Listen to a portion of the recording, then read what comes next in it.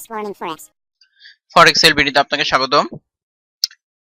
আজকের ভিডিওর বিষয় হচ্ছে সাপোর্ট রেজিস্ট্যান্স কিভাবে আঁকতে হয়।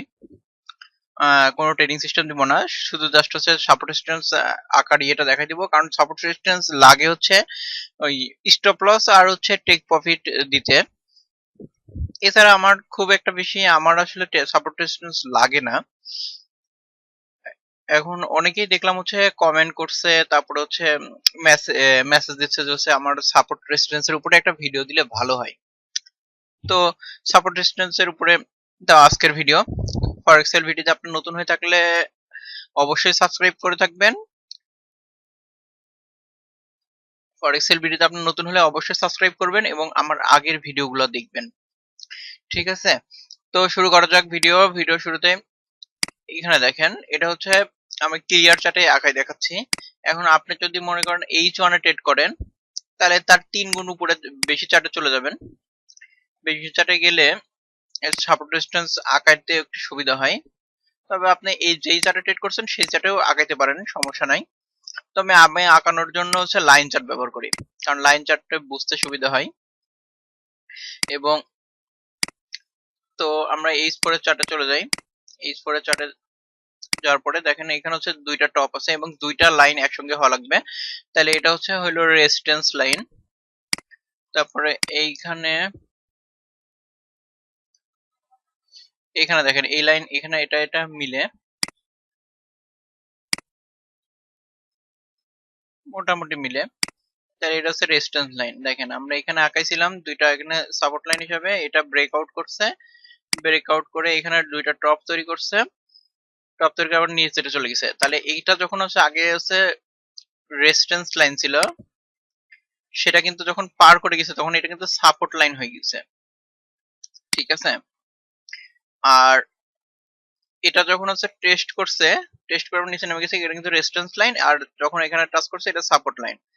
মানে রেজিস্ট্যান্স লাইন পার করে দিলে তখন সেটা হচ্ছে সাপোর্ট লাইন হিসেবে কাজ করে। ঠিক আছে, এখানে দেখেন আবার ব্রেকআউট হয়েছে।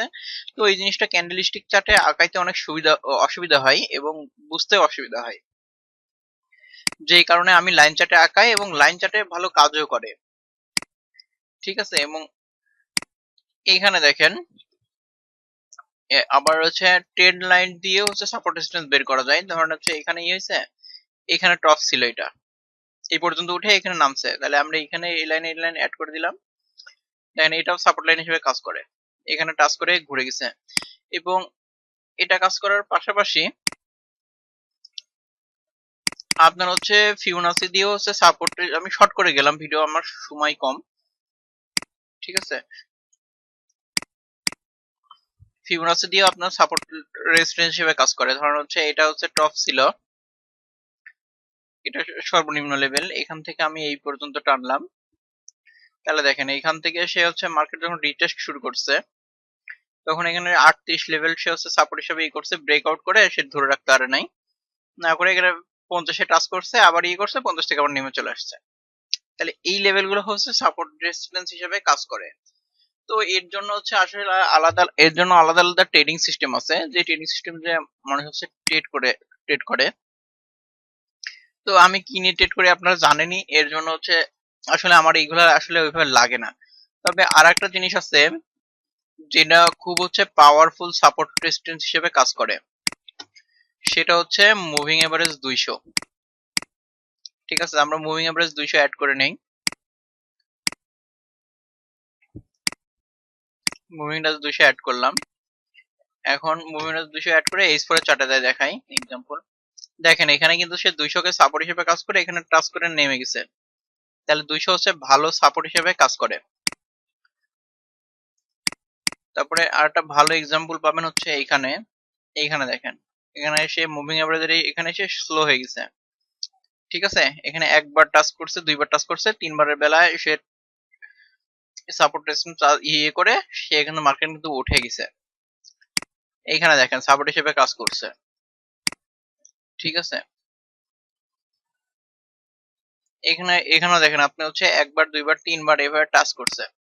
তবে বড় টাইম ফ্রেম থেকে হচ্ছে সাপোর্ট রেজিস্ট্যান্স আঁকাইলে সবচাইতে ভালো হয়। তো বুঝতে পারলেন? এরকম অনেক ইন্ডিকেটর আছে যেগুলো হচ্ছে সাপোর্ট রেজিস্ট্যান্স বের করে দেয় না। এই দেখেন এখানেও টাচ করছে। এই স্পটে খুব ভালো কাজ করতেছে 200 মুভিং এভারেজ। দেখছেন শুধু 200 মুভিং এভারেজ নিয়েও এন্ট্রি নিলে সম্ভব। তো এই গেল হচ্ছে মুভিং এভারেজের সাপোর্ট রেজিস্ট্যান্স। এখন আমি আপনাদেরকে একটা ইন্ডিকেটর দিয়ে দিতে পারি, যে ইন্ডিকেটর দিয়ে আপনারা হচ্ছে খুব সহজে যে কোনো টাইম ফ্রেমে সাপোর্ট রেজিস্ট্যান্স হচ্ছে আপনারা করতে পারেন, বের করতে পারেন।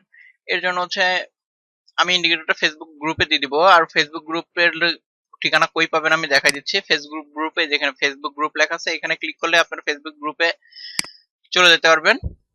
তো এখানে এই যে ফ্যাক্টাল সাপোর্ট রেজিস্ট্যান্স এই ইন্ডিকেটর দিয়ে আপনি খুব সহজেই সাপোর্ট রেজিস্ট্যান্স আঁকাইতে পারেন। এবং এই ইন্ডিকেটরের অনেক সুবিধা আছে।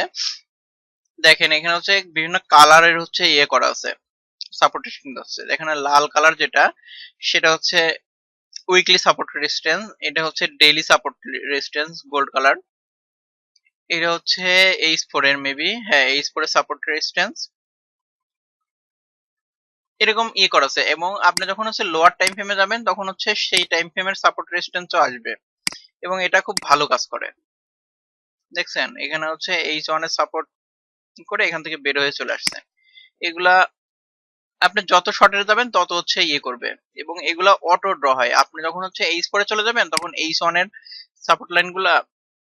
তো আশা করছি ভিডিওটা ভালো লাগছে। ভিডিওটা ভালো লাগলে লাইক করুন, কমেন্ট করুন, শেয়ার করুন আর ফরেক্স এলবিডির সাথে থাকুন। ধন্যবাদ।